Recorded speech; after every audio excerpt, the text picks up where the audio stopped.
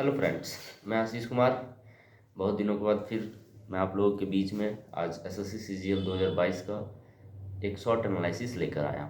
बहुत सारे कैंडिडेट्स के मन में ये क्वारीज, ये दुविधा है कि रॉ मार्क्स 100 के 110 105 के बीच में जो भी कैंडिडेट एस्पायरेंट्स का मार्क्स है वो बहुत ज़्यादा दुविधा में कि वो कट ऑफ को पार कर पाएंगे कि नहीं कर पाएंगे।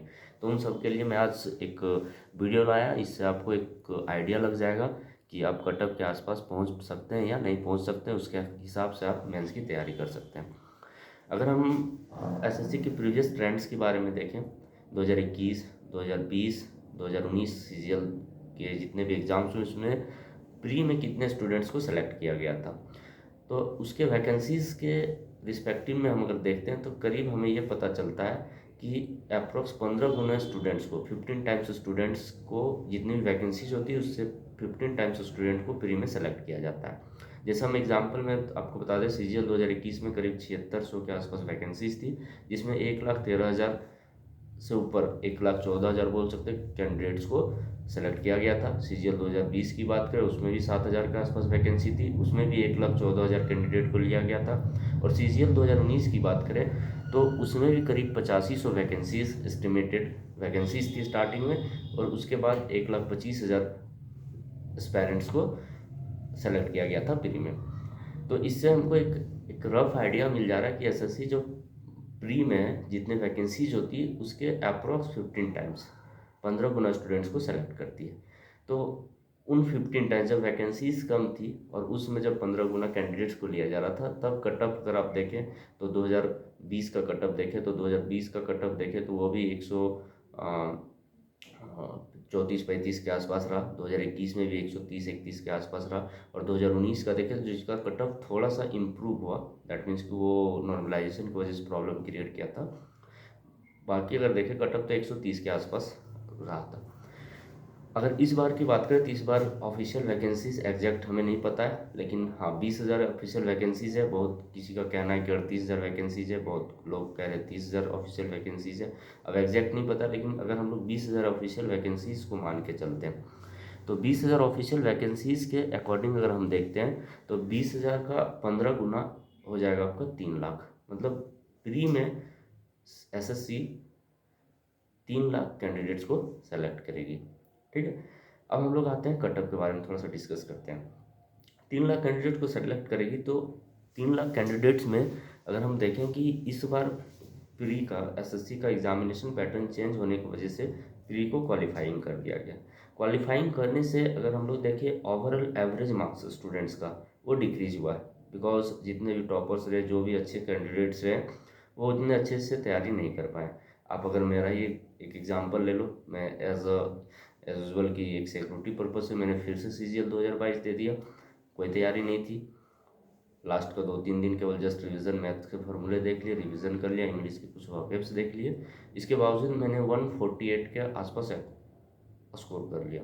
ठीक है, तो जितने भी प्रीवियसली क्वालिफाइड कैंडिडेट्स होंगे जो पहले क्वालिफाई कर चुके हैं सीजीएल में, केवल अपना लोकेशन चेंज करने के लिए दे रहे होंगे, तो क्वालिफाइंग होने की वजह से वो प्रिपरेशन उन्हें खास नहीं किए जानबूझ के। और बहुत सारे जो सीरियस एस्पायरेंट्स हैं वो लोगों ने भी हल्के में ही लिया, जिसके वजह से अगर एवरेज मार्क्स देखा जाए सारे कैंडिडेट्स का डाउन हुआ।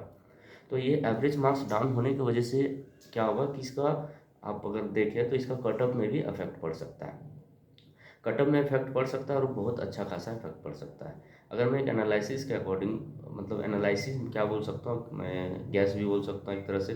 ठीक है, उसके हिसाब से मैं बता सकता हूँ कि कटअप जो है लास्ट ईयर के कंपैरिजन में देखा जाए तो जनरल वालों के लिए 110 के आसपास रहेगा। 110 से ज़्यादा जनरल के लिए नहीं जाने वाला है। ठीक है, वही है नॉर्मलाइज मैं बता रहा हूँ कि नॉर्मलाइज मार्क्स में 110 कट ऑफ रहेगा। ठीक है, और ओबीसी के लिए मैं बोलूँ तो ओबीसी के लिए 105 से ज़्यादा कट ऑफ, 105 100 से लेके 105 के बीच में कट ऑफ रहेगी, उससे ज़्यादा नहीं जा सकती ओबीसी कट ऑफ। और एससी एसटी के लिए तो आप कंफर्म लो कि 95 के आसपास कट ऑफ रहेगी। ठीक है, तो मैं सारे पेरेंट्स से रिक्वेस्ट करूँगा कि जिन भी स्टूडेंट्स का अगर रॉ स्कोर 100 के आसपास हो या 100 से ज़्यादा हो, ठीक है, जनरल वालों के लिए 100 से ज़्यादा होना चाहिए। और ओबीसी वाले अगर 100 के आसपास भी है, 99 या 98 है, तो आप किसी भी तरह का दुविधा में ना रहें।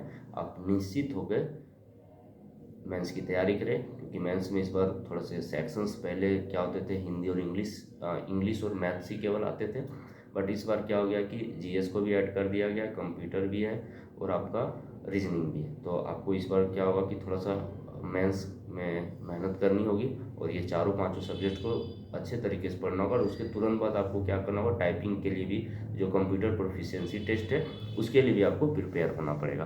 तो मैं तो बोलूँगा कि आपके लिए टाइम वेस्ट करना बेवकूफ़ी है, ठीक है। आप किसी भी तरह का मतलब कि रिजल्ट का आने का वेट करें, कितने दिन में रिजल्ट दे ना दे, वो सब प्रॉब्लम्स में ना फंसें।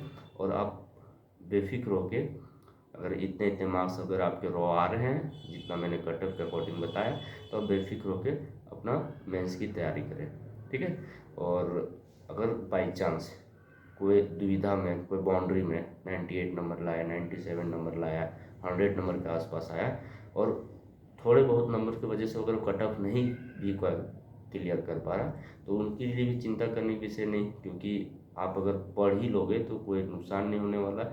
आगे आने वाले एग्जाम से, जैसे एसएससी सीएचएसएल का एग्जाम से, उसमें आपका हेल्प हो जाएगा। सीपीओ के एग्जाम्स होंगे उसमें आपका हेल्प हो जाएगा, और भी बहुत सारे स्टेट गवर्नमेंट्स के भी एग्जाम्स होते हैं उसमें भी आपका हेल्प हो जाएगा। सो आपका जो पढ़ाई कहीं भी बर्बाद नहीं होगा, अगर आप पढ़ लोगे तो आपके लिए वो बेटर होगा, ठीक है। चलिए, thank you for watching the video. और ऐसे एसएससी से अपडेट्स के लिए हमारे चैनल से जुड़े रहिए। Thank you.